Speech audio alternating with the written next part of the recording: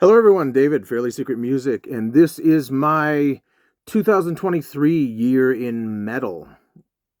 Yeah, I know the Scorps aren't really metal per se, but they do have Mickey D in them. So, what I'm going to do here is talk about albums that I bought that came out in 2023, and then some things that I discovered in 2023 that did not come out in 2023, but mainly you're going to see the same like 30 albums by everybody doing metal year in reviews. So I decided that's I just don't like doing the same stuff everybody else does. But we got Mickey D in the Scorps for the very first time, and this was actually a very pleasant surprise. I cannot remember exactly what song stood out for me on this because I've only listened to it like a couple times, and it was way, way, way back at the beginning of the year. Did this actually come out in 2022? Yes, it did come out in 2022. So I've fucked up.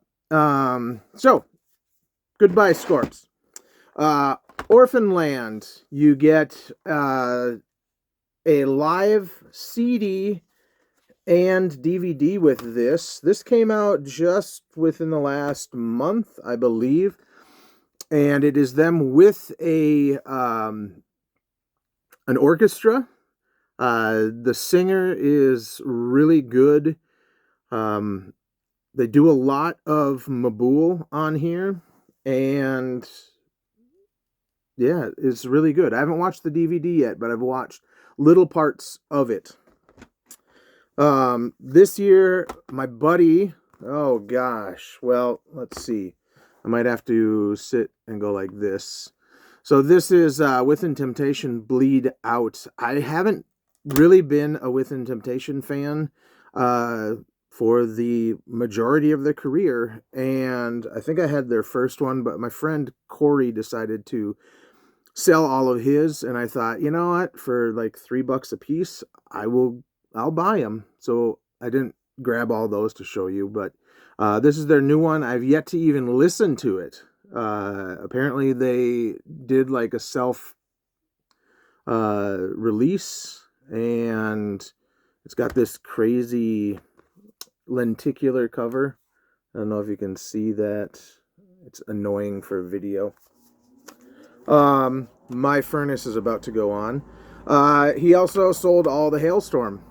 So for both of these, he had already sold me the rest of his discography. So instead of just paying the same price to download it, he bought them and then basically sold them to me for $3 a piece and got money back. So, this band is from Portland. It's called Uwata. I have listened to this a little bit. I'll let you see their fun little logo there. I can't even pronounce this name. Crepuscle Natura or something like that. So they are a black metal band from Portland, Oregon. They have been accused of being this or that, and they're all like, we're not political whatsoever, and we don't want to deal with that stuff. I guess they had some guitarist drama at one point. This was on my prog video also, Sup. They were a French band that are kind of in, like, if Voivod were partially a death metal band, that's kind of what you get with Sup. And every one of their albums is a concept album. This one's called Octa. It's pretty good, not the greatest. I'm just waiting for them to have another one that just really kicks ass again. The newest Baroness, which I think is good, but it's kind of like more of the same. It just didn't really do tons for me. Maybe I need to listen to it a bit more. Maybe I just wasn't in the mood. Who knows? Well, I'll show a bunch of things that got reissued. A lot of Saxon stuff got reissued this year. And these are ones the last 4 that I needed. And so I was happy that they got reissued finally, because the only other option was that weird box set or overpriced older discs. We have Overkill with Scorched. It's Overkill being Overkill. You're not really getting anything new here, but honestly, it's like saying an AC/DC album sounds like the last one. The only band that I criticize for sounding exactly the same from album to album is Tool, because they're a band that should be pushing the envelope, should be changing how they sound and doing new and exciting things, and they just don't. Here's a band that doesn't really do a lot of new stuff either. Enslave, Heimdall. It's good, but again, it's kind of like the Baroness. It's more of the same. I really wish the one guy would just stop doing the harsh vocals, because I don't know, they just don't do it for me in this band all that much anymore. I'd rather just have the clean vocals or just a little harsh vocals every now and then. I know we can do clean. This again was on my prog video, not Obscura, Focus by Cynic. This is Refocused. So this is them remixing the whole album. Some things are better, some things are worse. It's worth it. I have 3 versions of this. I have the original CD, I have the remastered CD, and then I have now the remix CD. But they are always good. I'll give you a little. There is a cool booklet in here. There's a Jeff Wagner essay. One thing about Jeff Wagner is he constantly has to rest in peace, the Shans.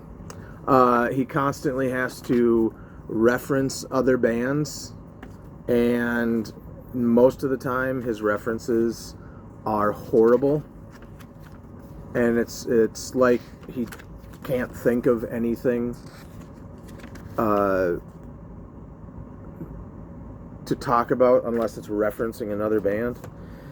Like when he did his Thought Industry podcast, he constantly was saying, oh, they must have been influenced by this band or that band, and Dustin Donaldson was like, no, we weren't. Ray Alders 2, this is more in line with the Fates Warning stuff.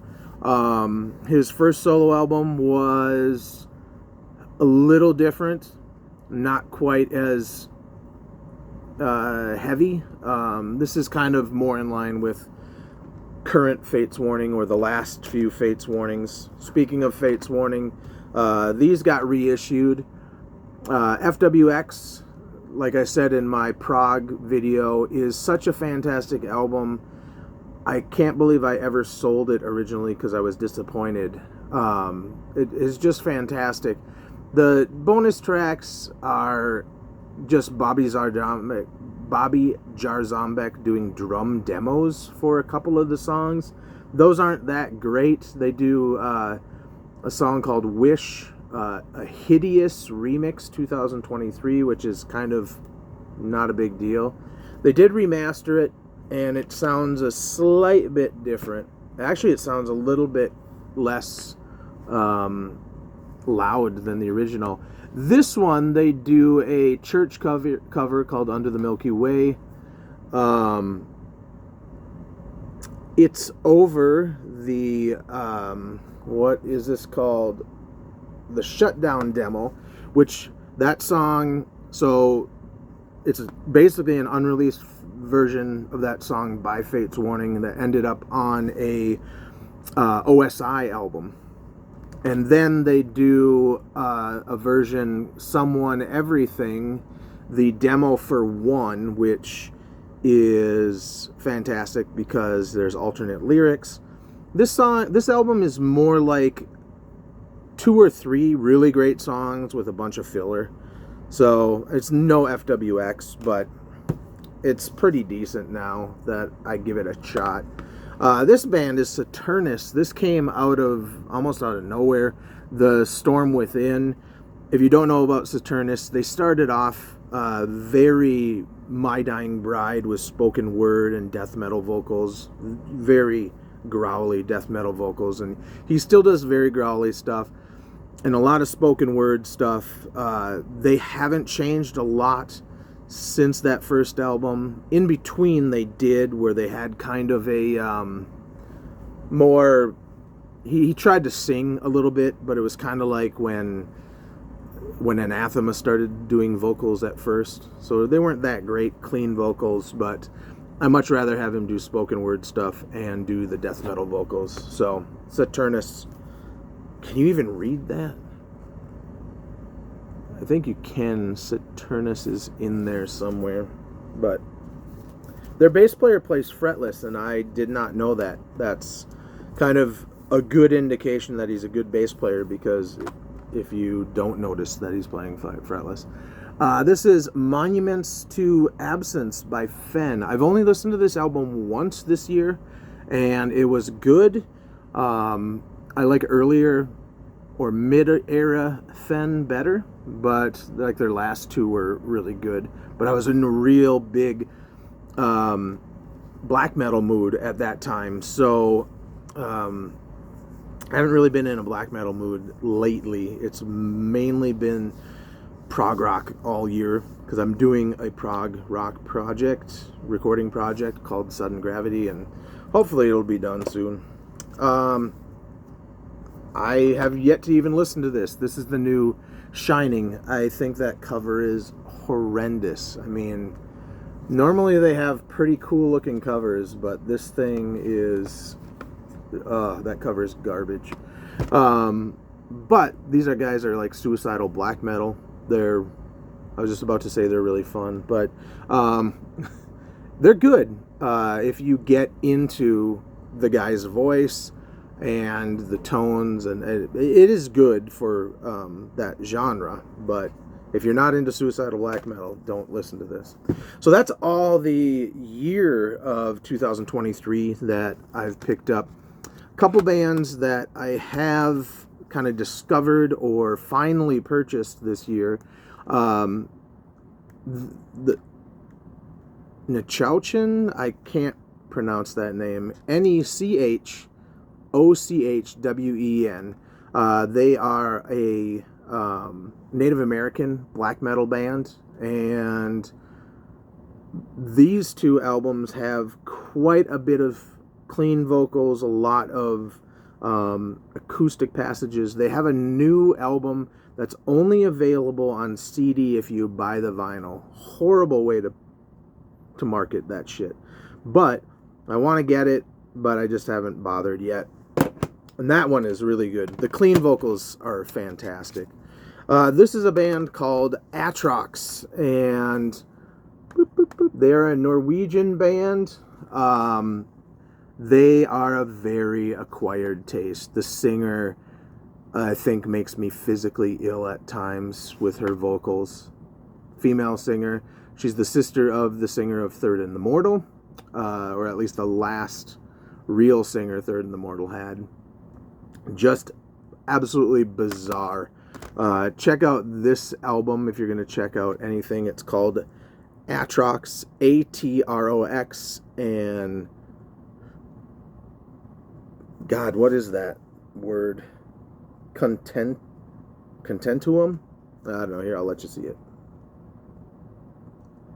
That typeface, that font is horrible too. But yeah, they did 3 albums with her, and then they have like a male singer that kind of does normal vocals. This is a Japanese band called, oh God, what are they called? Sakima? And this is one that I wished I had gotten with all the other ones. I found about 5 or 6 used, and I really wanted this one, but they didn't have it, and then it just suddenly showed up used at the same store, so I picked it up. It has DVD. It was $13.99 used, but going prices online were about 30. Oh yeah, I gotta show you the pictures of the band. They all have like what looks like Kiss makeup on. They all like refer to themselves as demons or something like that. I don't know. But if you know anything about Japanese bands, the vocals are the key with that. I picked up this box set by Ghost Brigade. It doesn't come with a booklet other than this one that has just kind of minimal stuff. Kind of irritating, but I could find their lyrics online. It's basically 4 albums. They're 4 albums plus bonus material, all in one big thick box with 4 discs. Um, they're kind of in that like where Opeth just do death metal vocals. There are some clean vocals there, but most of the time they're not really like Opeth, but it's been a while since I listened to it, so I wasn't gonna get this because the sound quality is just a little bit kind of weird on it for me, but this is the Eagle Has Landed 40 live, which is Saxon doing stuff from 2007. It goes all the way from 2007 through to 2018. So just a bunch of different places. 3 discs for $17. And just the first song alone made me want it. It's called State of Grace. It comes with a booklet that, just has a bunch of old photos of the band. So, except for at the end. So it's very confusing because they did have another album called Eagle Has Landed that came out in like 82. So, I don't know. Yeah, we're going to 17 minutes already. This album came out this year. It's Wayfarer. They are a band from, God, I can't even remember what state, but they're like almost like southern rock mixed with black metal. And I will let you see. This is the liner notes. It's like an old time newspaper. I think that's pretty cool. And this album's called American Gothic. So yeah, check these guys out. They're very odd. They have, like I said, southern rock mixed with black metal. Go figure. I want to say they're coming from North Carolina or something like that. And then the band that I found out today, I thought they were called Slugdge, but it's Slugdge. I'll even let you see that if you can. So it's like Slugdge or something like that. And every one of their albums is based around slugs, like stories involving slugs. I don't get it. But they did this album in 2018, and it's got clean vocals. Actually, every one of their albums has clean vocals with death metal vocals. At first, it was just these 2 guys, and everything was released online only. And then Willowtip put out this, which is a 3-disc set, no booklet, which is kind of annoying. They could have put the booklet in like a sleeve thing right here. But it's all 3 of their online albums, which is, what are they? Born of Slime, Gastronomicon, and Dim and Slime-Ridden Kingdoms. So everything, again, is about slugs, and it is pretty damn fantastic. I'm already on the 2nd disc of this. This ends up being 2018. This one actually came out 2018. Also, no, 2017. And basically, they're kind of like technical death metal with You know, like clean vocals, weird stuff going on, all about slugs, and I don't know. I was hesitant in getting them, but the more I listen to them, the more I am really enjoying these guys. So this is kind of my purchase of the year in the metal realm. All right, 20 minutes and 19 seconds. We are done. Have a good year and listen to some metal.